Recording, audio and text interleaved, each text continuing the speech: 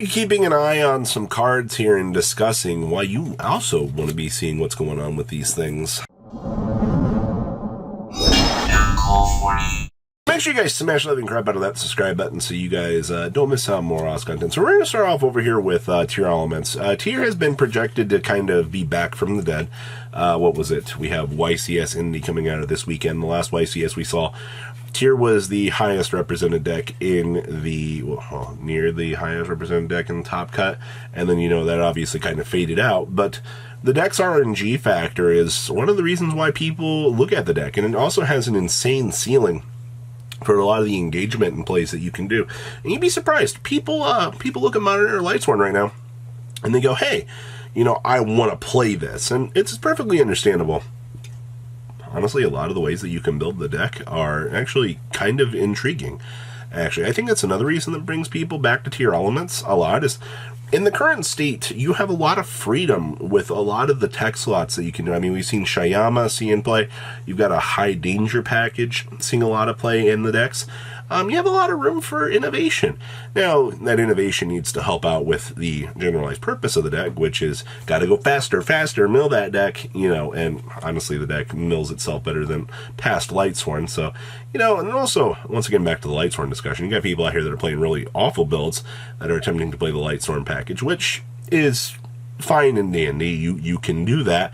But from where we're sitting right now, for the way that it's going, keep an eye on these cards. We didn't get them in the tins. You know, Paralino, we have no idea where they're going to shove a reprint of this. And if you're looking at this going, you know, I'm kind of on the fence, Robbie, they can only fluctuate in price at this point in time. If you're expecting to see some sort of cooldown with Tier, I see a couple places in the future that they could reprint this. But if you're expecting this sometime soon, I don't think so. Not at least until 2023, which gives you basically 3 months with the deck. So, things to consider. Next up is Dark World. What do you want me to tell you about this one? I actually can't believe I'm putting Dark World on this list. There is always hype on Dark World, and I don't get it. Ever since a Rise Heart, you know, disappeared off into the distance and went poof, it was just that. I was like, okay, so the Dark World hype is strictly based on the fact that people are like, hey, you know, the Macrocosmo is gone, so now we can pick up the deck. And also 3 structure decks, still essentially, what, $24, $25 on TCG Player, plus tax, and you're still looking at a little bit shy of under $30. And then you have Dark Corridors. Now, here's the thing. Dark Corridors have been disappearing off of the market continuously. We actually look at the card on a lot of the market watches, and I'm genuinely perplexed by the amount of people that look at this and go, wow, you know, there goes Dark Corridor again, it's disappearing in listings. And it's like, it's not like the card has gone crazy terminal in terms of value, but 3 Dark Corridors plus 3 structure decks minus a couple extra deck things, and you kind of have the makings for a budget deck. You know, I don't know what else to really tell you at this point in time. I'm genuinely intrigued by this invisible hype wave of Dark World. And the other thing is, Dark World does get representation. You know, I've been victimized myself of losing to the I didn't open up the draw on Lockbird full Dark World hands. They happen, all right? The deck will destroy your locals. Honestly, the deck is very much the locals grind machine, you know. Especially, you know, you go into this event and you're like, hey, you know, like today's going to be a good day. Your opponent doesn't open up draw on Lockbird and you opened up the gas. Guess what? You're playing fully uninterrupted. And that's really going to make a lot of people really sad. So, technically does cross off a lot of the budget lines. Kind of keep that in mind. I also want to talk about the danger package here, because what more appropriateness than we already talked about 2 decks that like the danger package, aka higher rarity Nessies, and some of the other higher rarity danger stuff like Mothman. Yeah, these little packages that these decks have been using to facilitate this draw power. Guess what? Tier wants to play this package because it wants to be able to yeet its terrible pieces out of its hand and trigger your effect. Oh, well, that's cool. You know, I just hit my Tier monster. Let's go ahead and get one of our searches going here. Let's go ahead, do one of them famous fusion Shokans. Oh, you hit my Dark World out of my hand. Hee. Let's go ahead and start combo wombo on you, uwu. Yeah, that's honestly the thing, and we've seen continuously the amount of the high rarity danger stuff. The quarter century rare Nessie disappearing off of the market like almost weekly and then kind of repopulating, I think is hilarious. You've got a lot of buyouts that have been happening in a lot of the quarter centuries, but a lot of it is people look at the deck cores.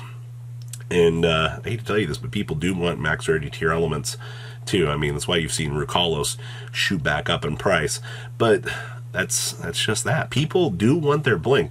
People, if they really enjoy a deck, they want to go out of their way and they want to spend the extra X amount of money to be able to play the deck and make it look nice. And this is honestly no exception to the rule.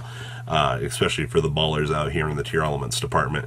So yes, danger cards, maybe not so much in the low rarity for sure, but I mean, we always have to give a nod to something in the high rarity department. It tends to be something kind of worth keeping an eye on, especially, you know, as you have a tie-in to tier and back here to Dark World as well. So interesting high heavy impact kind of doing its thing. Yeah, I still don't understand how Dark World sees competitive play right now, but okay. Next up is Goatee cards. I'm also going to toss some of the fish stuff in here.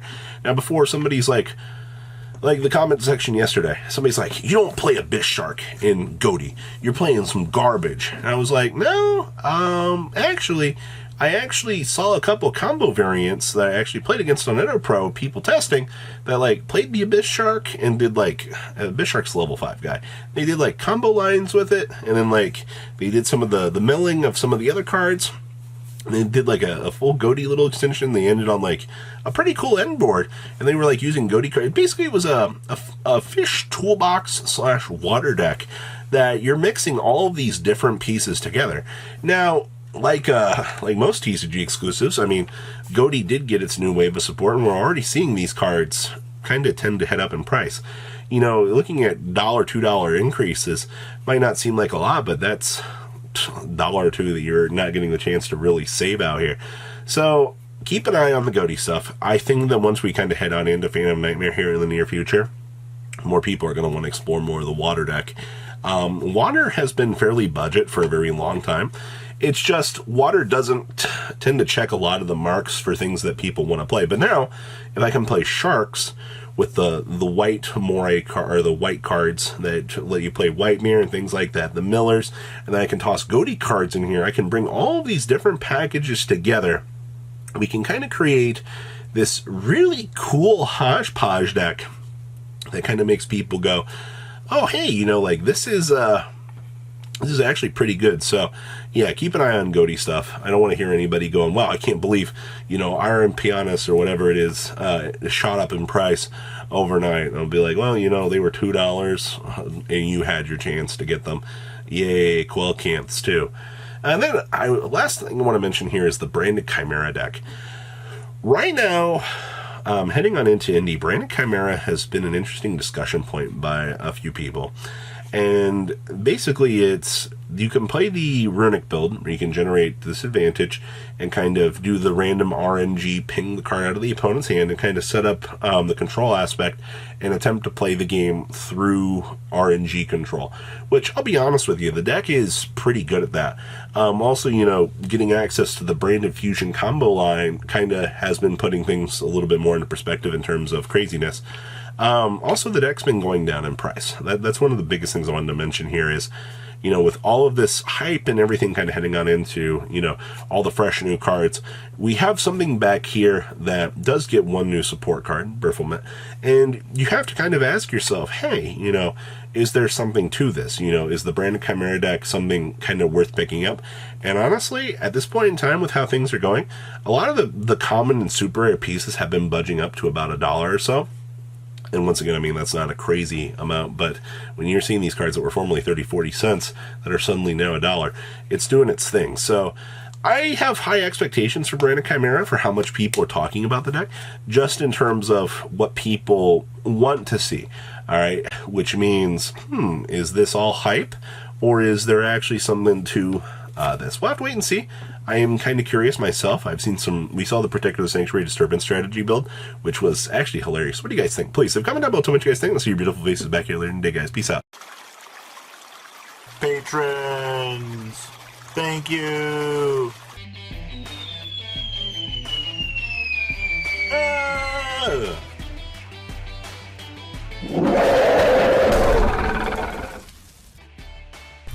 Thank you so much for watching. Check out these other videos.